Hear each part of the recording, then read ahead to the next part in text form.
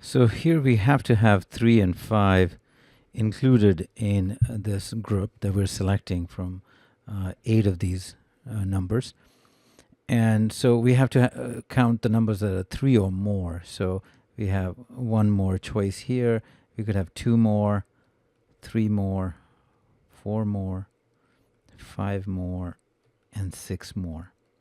So we can focus on the remaining digits other than 3 and 5. So that would be 1, 2, 4, 6, 7, and 8. This piece is constant. So all I need to figure out is how many of these groups that I can select with 1 element, 2 element, 3 element, 4, 5, 6 from this set of 6. And the condition is 7 and 8 cannot be together. Now, if we have 6 elements, the number of ways we can select these elements 1, 2 from a pool of 6 is 2 to the 6 minus 1. That minus 1 is to exclude the null set. So if we just compute that, this will be 63. So that's the all possible. So that means, this would include 1, 2, 4, 6, 7, 8.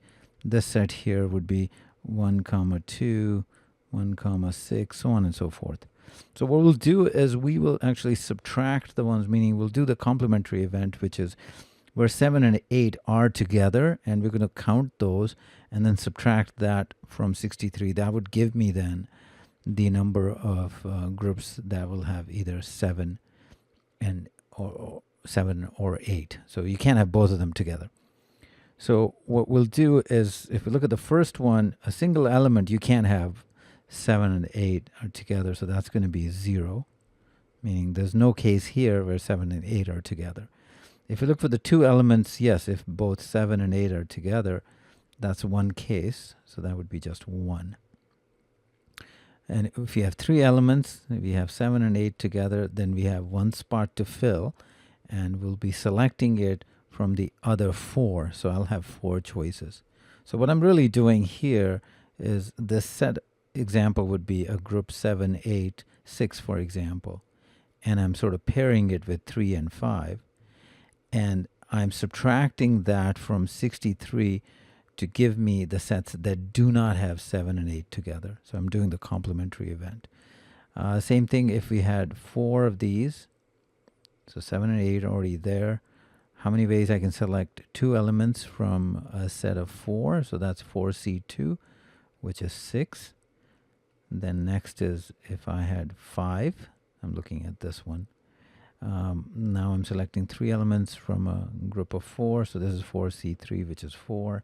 And then finally, we're looking at 6 elements. We're selecting 4 from a set of 4, which is just 1.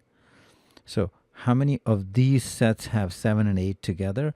1 plus 4, 5, plus 6, 11, plus 4, 15, plus 1, 16. So 16 of those have 7 and 8 together, which means 63 minus 16, 47, will not have 7 and 8 together. They might have just 7 or 8, but not both at the same time. So this was easier to do looking at the complementary event. You can also go it directly. You just have to kind of write down the cases. You will get the same answer.